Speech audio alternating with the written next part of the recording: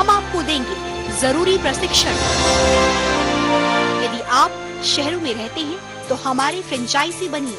अगर आप छोटे शहरों में रहते हैं तो स्ट्रिंगर बनिए।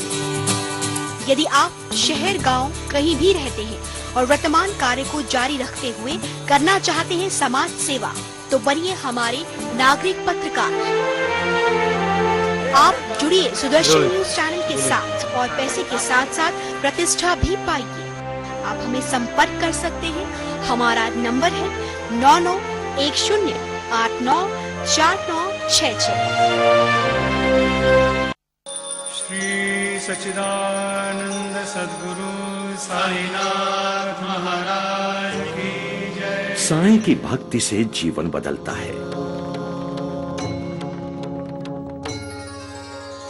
साईं की कृपा से भाग्य संवरता है। ओम साई नमो नमः। पहुंचेगी साईं कृपा सीधे आप तक। नमः। जय जय साई। देखिए हर रोज साईं काकड़ आरती सुबह 4:30 बजे, साईं सेज आरती रात 10:30 बजे।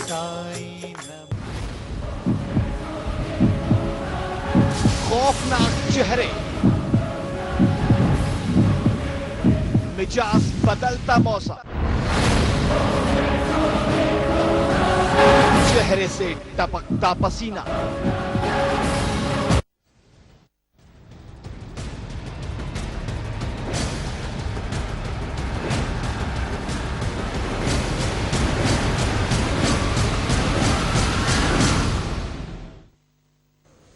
नमस्कार, स्वागत आप सभी का हमारी इस विशेष प्रस्तुति सुदर्शन विशेष में।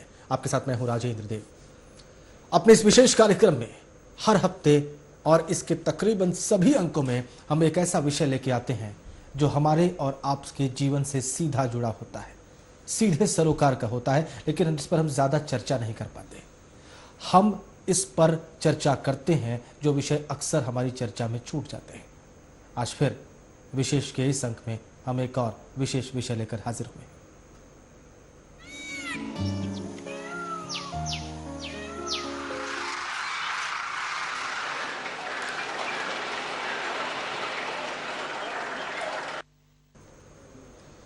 पक्षी हमारे जीवन पद्धति का, हमारे समाज का, हमारे वातावरण का, हमारी पर्यावरण का एक बहुत ही महत्वपूर्ण हिस्सा है।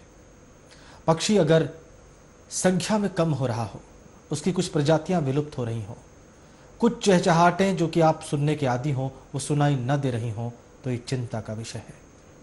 आज अपने इस अंक में और आने वाले अंकों में हम पक्षियों पर आ रही मुश्किल की बात करेंगे। हम आपको बताएंगे कि किस तरह से भारत में पक्षियों की तमाम प्रजातियां संकट में हैं। हम आपको ये भी बताएंगे कि भारत के बाहर भी ऐसे ही पक्षियों की तमाम प्रजातियां संकट में हैं। इस संकट का कारण क्या है, हम इसके कारणों की पड़ताल करेंगे। हम गहराई से समझने की कोशिश करेंगे कि इसका हमारे जीवन पर, हमारे वातावरण पर सीधा असर क्या है, इसका हमारी बायोडाइवर्सिटी पर और पर्यावरणीय संतुलन पर सीधा असर क्या है।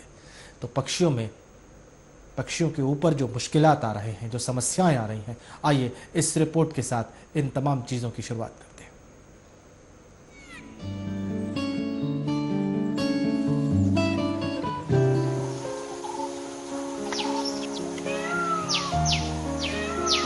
पहले जिधर देखो उधर पक्षी दिखाई देते थे। आसमान में, पानी में, जमीन पर हर तरफ काले, सफेद, भूरे, रंग बिरंगे छोटे बड़े पक्षी चहचहाते, उड़ते उड़ते नजर आते थे। लेकिन अब तो ना वो रंग है और ना ही सुरीली कूक। कुछ पक्षी गिनती के रह गए हैं और कुछ तो लुप्त ही हो चुके हैं। इस बर्बादी के लिए जिम्मेदार और कोई नहीं, हम इंसान ही हैं। केंद्र सरकार के अधीन काम कर रही संस्था भारतीय जीव जंतु कल्याण परिषद ने भारत में जीव जंतु संतुलन की खतरनाक होती जा रही स्थिति को गंभीर चेतावनी दी है। परिषद ने प्रदूषण निवारण मंडल को पत्र लिखकर पक्षियों की लगातार घट रही प्रजातियों के संरक्षण के निर्देश दिए हैं। चेन्नई स्थित मुख्यालय के अनुसार भारत के आसमान में जैविक संतुलन बुरी तरह बिगड़ चुका है। इस तरह के असंतुलन वाले राज्यों में पंजाब, गुजरात, महाराष्ट्र, उड़ीसा, आंध्र प्रदेश, असम, पश्चिम बंगाल, छत्तीसगढ़ सहित राष्ट्रीय राजधानी दिल्ली शामिल हैं। इन राज्यों की वायु में घुल चुके प्रदूषण का दुष्परिणाम है कि कौवों, गोरैयों, सोन चिड़ैया, कठफोड़वों और गिद्धों की संख्या लगातार घट रही है। कई पक्षियों की प्रजातियां तो लुप्त होने की कगार पर हैं।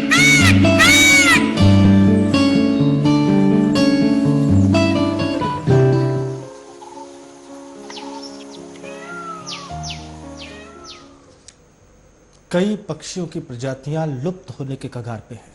मतलब ये कि वो हम अब आगे कभी दिखाई देंगी नहीं, सुनाई देंगी नहीं और हम उनकी चहचहाटों से बहुत दूर चले जाएंगे। 8600 प्रजातियां हैं और ये धरती 8600 प्रजातियों की, पक्षियों की प्रजातियों का घर है। इतनी बड़ी संख्या में पक्षी यहाँ पर हैं, इतनी बड़ी तादाद है उनकी और इतनी ज़्यादा वैरायटी है, इतनी ज़्यादा भिन्नताएं हैं। लेकिन अलग अलग कारणों से ये सभी तकरीबन संकट में आ चुके हैं।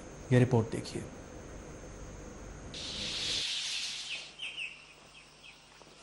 हमारी धरती पक्षियों की तकरीबन 8600 प्रजातियों का आशियाना है।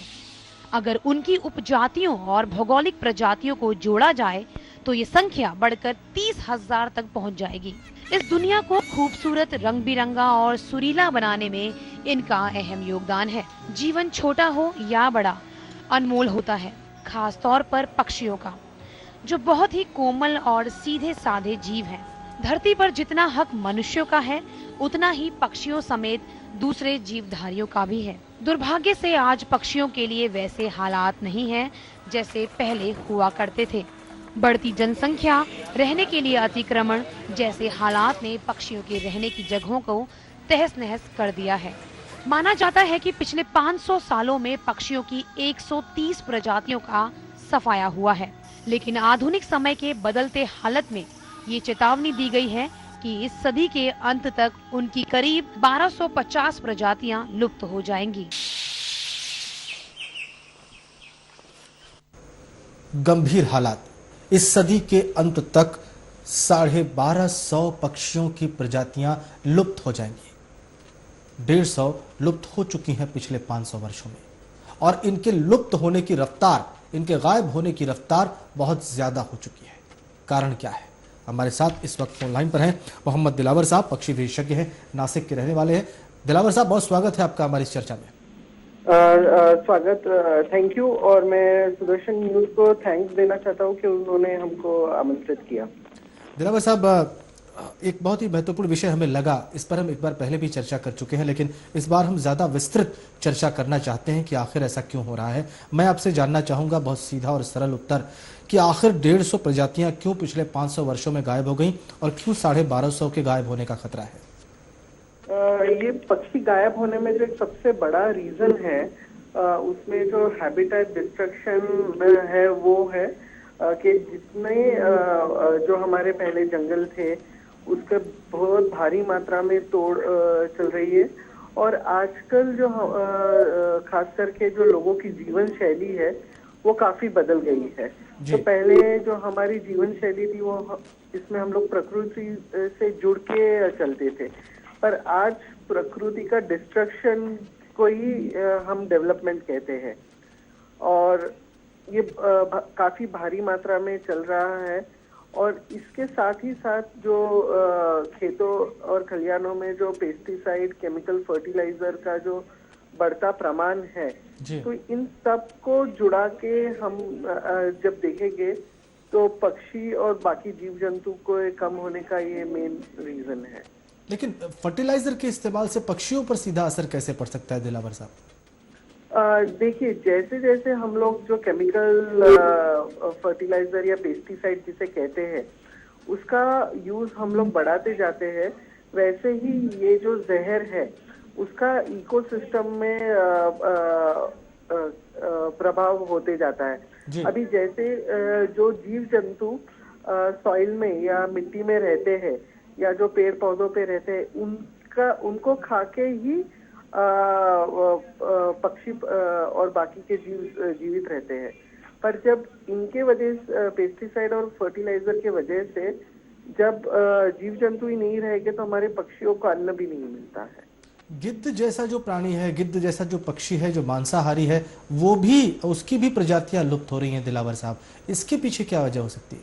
ये देखिए, जो गिद्ध हम लोगों ने जिस हिसाब से भारत में कम होते देखे हैं, उसका जो सबसे एक मेन रीजन है वो डाइक्लोफिनेक नामक एक दवा है, जो पेन किलर के हिसाब से जो हमारे गाय है, भैंस है या बाकी के जो कैटल जिसे हम लोग कहते हैं उनको दी जाती है जी। अभी ये दवा जब इन कैटल के अंदर रह जाती है और उसके 24 घंटों के अंदर अगर उनकी मौत होती है, और मौत के बाद जो गिद्ध, जो कि एक स्कैवेंजर कहा जाता है, वो जब इन कैटल को खाता है तो वो मारा जाता है जी।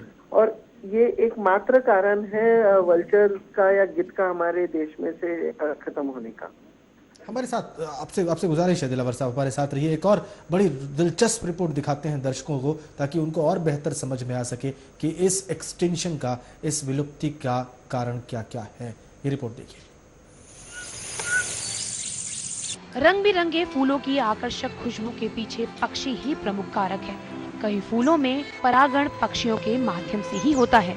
इसके अलावा फसलों के लिए भी पक्षियों का होना जरूरी है। वो कृषि के लिए नुकसानदेह कीट पतंगों को आहार बनाकर उत्पादन में सहायक होते हैं। लेकिन दुख की बात है कि इन साथियों की संख्या में निरंतर कमी आ रही है। कौवा, गोरैया, सोन चिरैया, कटफोड़वा और गिद्धों की 43 प्रजातियां विलुप्त हो चुकी हैं। ये जीव जंतु कल्याण बोर्ड का आकलन है, जो शिकायतों की पड़ताल के बाद तैयार की गई है। पूरे विश्व में पक्षियों की सर्वाधिक प्रजातियां भारत में पाई जाती हैं। कुल 176 ऐसी पक्षी प्रजातियां हैं जो दुनिया में और कहीं पर भी देखने को नहीं मिलती। कुल 176 ऐसी प्रजातियां भारत में हैं जो पूरी दुनिया में अपने आप में अलग हैं और कहीं और दिखाई नहीं देती। इतनी ज़बरदस्त बायोडाइवर्सिटी है, जैव विविधता है इस ज़मीन पर, इस ज़मीन के आसमान पर। दिलावर साहब, ये अपने आप में कितनी चमत्कारिक बात मानते हैं आप? जी देखिए, भारत के अंदर जो हम लोग हमेशा कहते हैं यूनिटी इन डाइवर्सिटी का जो ये है, भारत में काफी बड़े मात्रा में डाइवर्सिटी ऑफ हैबिटेट्स पाए जाते हैं। जिस हिसाब से हमारे यहाँ रेगिस्तान है, फॉरेस्ट है, ट्रॉपिकल रेन फॉरेस्ट है, इन सब अलग अलग जो हैबिटेट में उन्हीं प्रकार के बर्ड पाए जाते हैं जो कहीं नहीं पाए जाते हैं। और क्योंकि हिंदुस्तान ऐसे बहुत कम देशों में से एक है जिसमें इतनी बड़ी जैव विविधता पाई जाती है। जी। और ये जैव विविधता यहाँ के वातावरण की वजह से है, यहाँ की जमीन की वजह से है, अलग अलग मौसमों की वजह से है, या कुछ और है? नहीं, देखिए, जो हैबिटेट्स है, जैसे हमारे यहाँ रेगिस्तान भी है, हमारे यहाँ बहुत डेंस फॉरेस्ट भी है, और हमारे यहाँ जिसे प्लेन्स या ग्रासलैंड कहते हैं, जहाँ के बहुत सारे घास उगते हैं, उसके साथ ही साथ हमारे यहाँ हिमालयाज है और जो हमारे वेस्टर्न घाट्स है।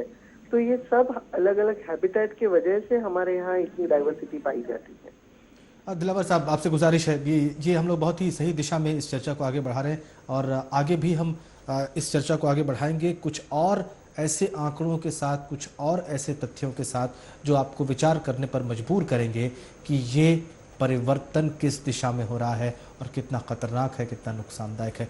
दिलावर साहब हमारे साथ हैं, हमारे साथ एक नए मेहमान जुड़ रहे हैं। इस छोटे से ब्रेक के बाद फौरन वापस लौटते हैं।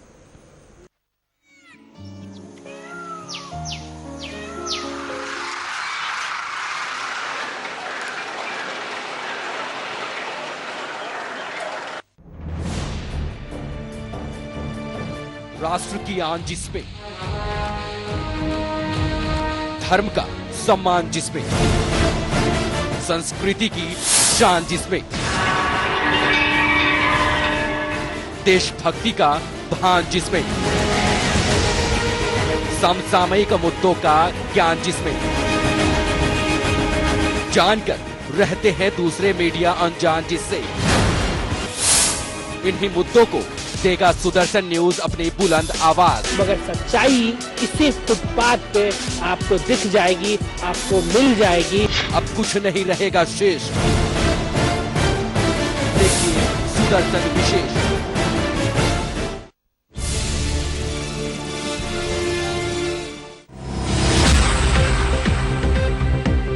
नमस्कार, मैं हूं सुरेश तवान की और आप देख रहे हैं बिंदास वर्ल्ड। न्यूज चैनल की अपार सफलता के बाद सुदर्शन टीवी मीडिया एकेडमी विभिन्न प्रोफेशनल कोर्सेज के लिए आपके आवेदन आमंत्रित करता है। सुदर्शन एकेडमी इंडस्ट्री की जरूरत के मुताबिक छात्रों को 100% एक्सटेंसिव प्रैक्टिकल एजुकेशन मुहैया कराएगा, जिससे छात्र बेहतर मीडिया प्रोफेशनल बन सके। संस्थान में अत्याधुनिक कंप्यूटर लैब, कैफेटेरिया और हॉस्टल की सुविधा उपलब्ध है। Admission open. Contact us Sudarshan TV and media academy, A84 sector 57 Noida. Mobile number 09540110004।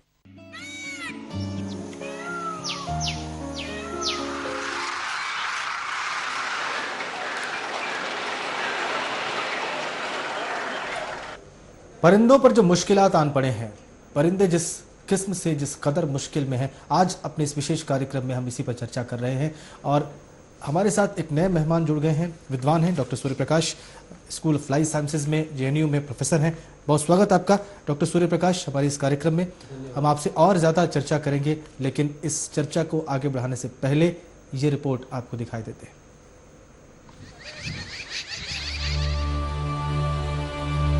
पक्षियों और उनके आवास के संरक्षण के लिए प्रयास करने वाले वैश्विक संगठन बर्ड लाइफ इंटरनेशनल के मुताबिक एशिया महाद्वीप में पाई जाने वाली 2700 पक्षी प्रजातियों में से 323 पर विलुप्ति का खतरा मंडरा रहा है। चीन में 78, भारत में 73 और फिलीपींस में 69 प्रजातियों पर संकट है। बर्ड लाइफ का ये भी कहना है कि पक्षियों की 41 प्रजातियां सबसे अधिक खतरे में हैं और उनमें से 11 तो शायद खत्म ही हो चुकी हैं। बर्ड लाइफ इंटरनेशनल ने अपनी श्रेड डाटा बुक्स में पक्षियों की विलुप्त होती प्रजातियों के लिए पूरी तरह से मानवीय क्रियाकलापों को जिम्मेदार माना है। विलुप्त की कगार पर पहुंची पक्षियों की प्रजातियों के पीछे सबसे बड़ा कारण पेड़ों की कटाई को माना गया। पक्षियों की इस हालत के लिए 50% जिम्मेदार है पेड़ों की कटाई, 30% दोष है कृषि के लिए भूमि की बढ़ती जरूरत।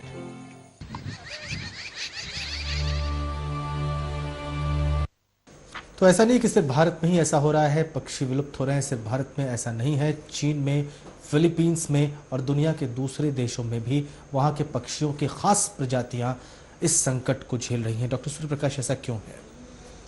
ऐसा है कि सबसे पहले ये जो हम लोगों का जो हैबिटेट लॉस है जी, वो एक बड़ा पेचीदा मसला है जी, क्योंकि हम आज की जो बदलती जीवन शैली है जी जी, उसके लिए हम अपने आप को ही अगर दोषी माने तो ज़्यादा बेहतर होगा कि हमने कभी भी ये नहीं सोचा कि जो चीज़ हम प्रकृति से लेते हैं या जो प्रकृति हमको देती है, हम वापस कितना उसको रिटर्न करते हैं।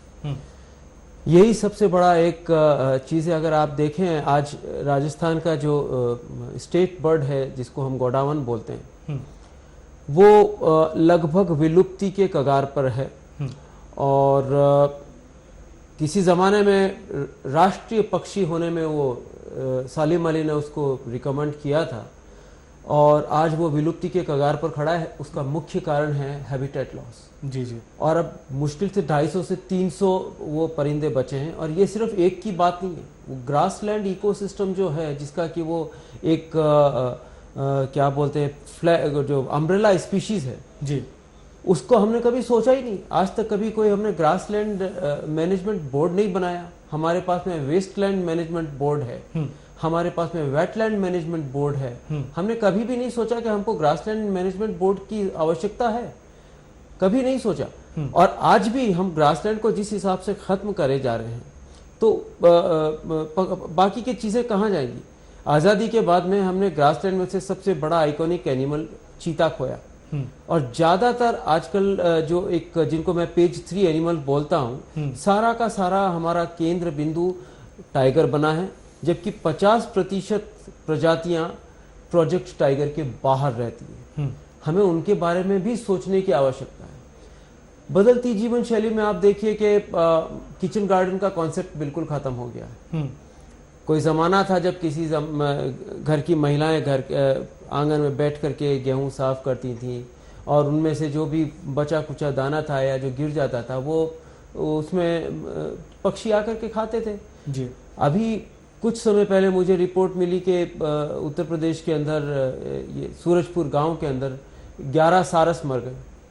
हम लोग अपने उन प्रजातियों को, जो सारस भी एक वल्नरेबल स्पीशीज है, 15,000 पूरे देश के अंदर अब बचे हैं, तो उनको भी बचाने के लिए हम लोग कुछ नहीं करते कि हमको सिर्फ अपना फायदा सोचना है। उपजाऊ जमीन को हम लैंड शार्क्स के हाथ में बेच रहे हैं, मकान बना रहे हैं, सिर्फ अपने बारे में सोचना। हमने कभी सोचा ही नहीं कि प्रकृति के ऊपर उन जीवों का भी अधिकार है और हमसे पहले अधिकार उनका है। अगर आप 48 घंटे की एक पिक्चर बनाएं तो आदमी का उद्भव उसमें आपको उस वक्त नजर आ जाएगा जब पिक्चर खत्म होने में 1 घंटा 10 मिनट रहेगा। बिल्कुल, ये आपने बहुत महत्वपूर्ण बात कही है कि हम इतने ज्यादा स्वार्थी हो चुके हैं, सेल्फ सेंटर्ड हो चुके हैं कि हमें मतलब ही नहीं कि इस प्रकृति के साथ, इस बायोडायवर्सिटी के साथ, इस पूरे पर्यावरण तंत्र के साथ हम क्या खिलवाड़ कर रहे हैं और जो ले रहे हैं क्या वो किसी भी मात्रा में वापस कर सकने की स्थिति में है कि नहीं है। एक और रिपोर्ट दिखाई देते हैं, फिर चर्चा को आगे बढ़ाते हैं। भारतीय उपमहाद्वीप बड़ी संख्या में पक्षियों का घर है। इसके अलावा काफी संख्या में प्रवासी पक्षी भी भारत में देखे जा सकते हैं। बहरहाल बीते कुछ सालों में पक्षियों की कुछ प्रजातियों का पूर्ण विलोप हो चुका है, जैसे गुलाबी सिर वाली बत्तख, हिमालयी बटेर, साइबेरियाई सारस, सामान्य सारस, जर्डन्स कोर्सर, जंगली उल्लू, व्हाइट बिल्ड हेरन, ओरिएंटल सारस, ग्रेटर एडजुटेंट, सफेद पंखों वाली बत्तख, सोन चिड़िया, Bengal florican, lesser florican, Nordmann's, greenshank, भस्मी गिद्ध, सफेद गिद्ध, लंबी चोंच वाला गिद्ध। कौवों की लगातार कम होती संख्या भी चिंताजनक है। कौवों की संख्या में कमी के 2 कारण हैं।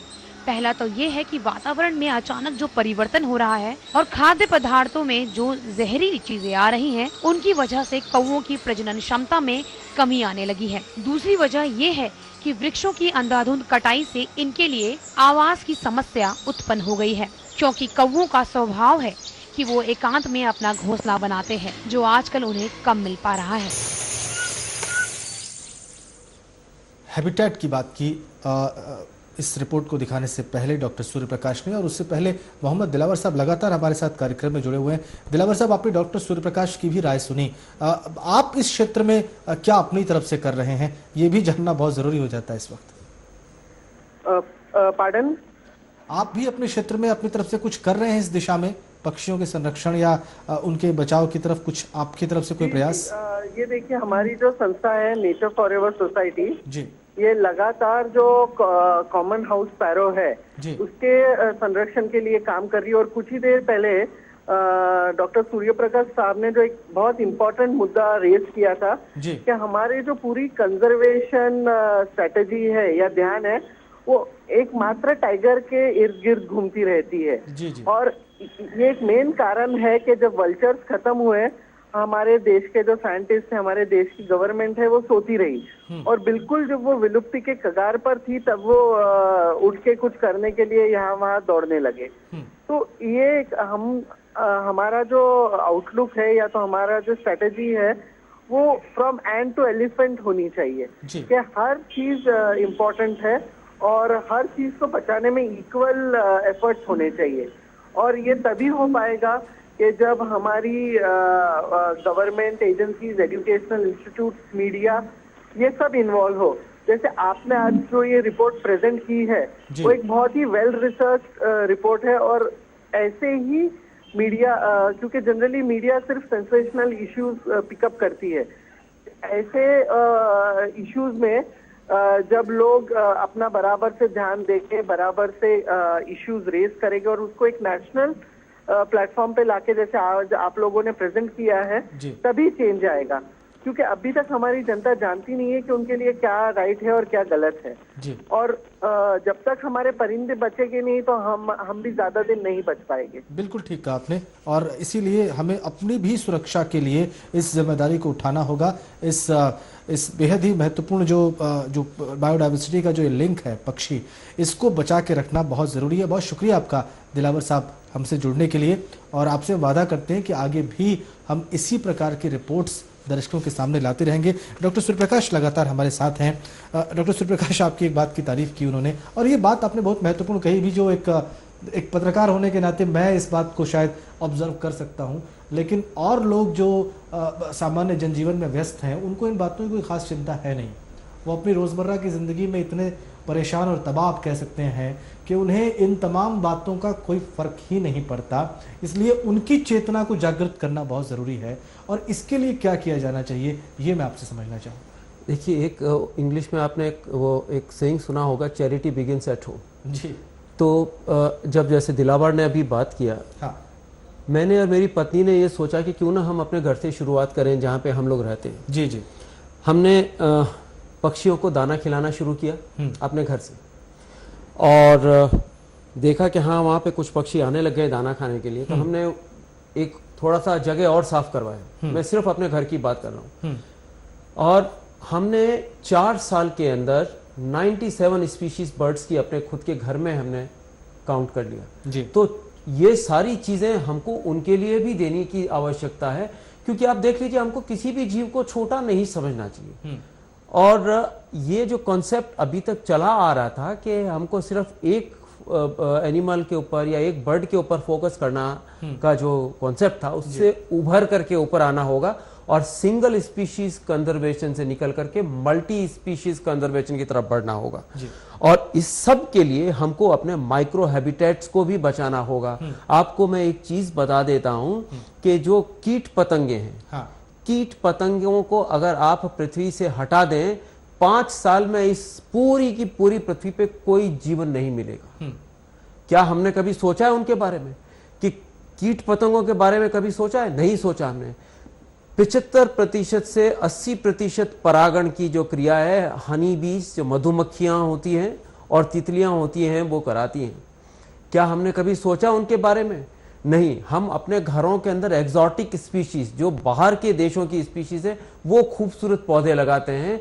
हम अपने फायदे के लिए, अपने स्वार्थ के लिए ये नहीं देखते कि उस पौधे को लगाने से किसी पक्षी को या किसी तितली को फायदा होगा। क्योंकि ये पक्षी इसलिए, ये कीट पतंगे इसलिए इंपॉर्टेंट हैं कि ये जो फूड चेन के अंदर जो जितने भी परिंदे निभाते हैं, बिल्कुल परिंदों के लिए बिल्कुल भोजन का एक वो साधन है, वेक्टर। जी जी। तो ये बहुत महत्वपूर्ण आपने बात कही कि शायद हम लोगों को अंदाजा ही नहीं कि हम क्या कर रहे हैं। हमें बिल्कुल भी अंदाजा नहीं है और इस चेतना को जागृत करना बहुत जरूरी हो गया है इस वक्त। बहरहाल एक आखिरी रिपोर्ट में दिखाता हूं और फिर आपसे आपने पेज 3 की बात की, पेज 3 बर्ड्स की बात की, उस पर मैं आपसे एक टिप्पणी लूंगा इस रिपोर्ट के बाद।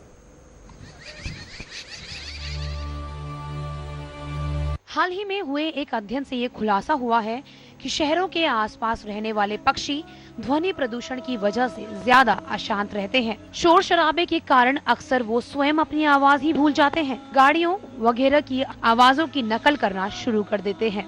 ध्वनि प्रदूषण पक्षियों के लिए बड़ा खतरा बनता जा रहा है। एक अन्य रिपोर्ट के मुताबिक देश में लगातार बढ़ती मोबाइल कनेक्शनों की संख्या भी प्रकृति का संतुलन बिगाड़ने का कारण बन चुकी है। मोबाइल तरंगों से पक्षियों में दिशा भ्रम होने के अलावा प्रजनन क्षमता में कमी आती है। पक्षी मनुष्यों की तरह अपने अधिकारों के लिए नहीं लड़ सकते और वो खामोशी से मौत के मुंह में समाते जा रहे हैं। ज्यादातर पक्षी बदलते माहौल के अनुसार अपने आप को ढालने में सक्षम नहीं होते। पक्षियों की प्रजातियां इसीलिए खत्म हो रही हैं क्योंकि हमने समय रहते इन मासूम और प्यारे जीवों का ख्याल नहीं रखा। बर्ड लाइफ इंटरनेशनल ने इन पक्षियों को बचाने के लिए कुछ सुझाव भी दिए हैं, जिसमें पक्षियों का सुरक्षित क्षेत्र बढ़ाए जाने और कड़े कानून बनाने की सिफारिश की गई है। सबसे अहम बात यह है कि लोगों को जागरूक और शिक्षित किया जाए। सुदर्शन न्यूज के लिए आलोक झा की रिपोर्ट।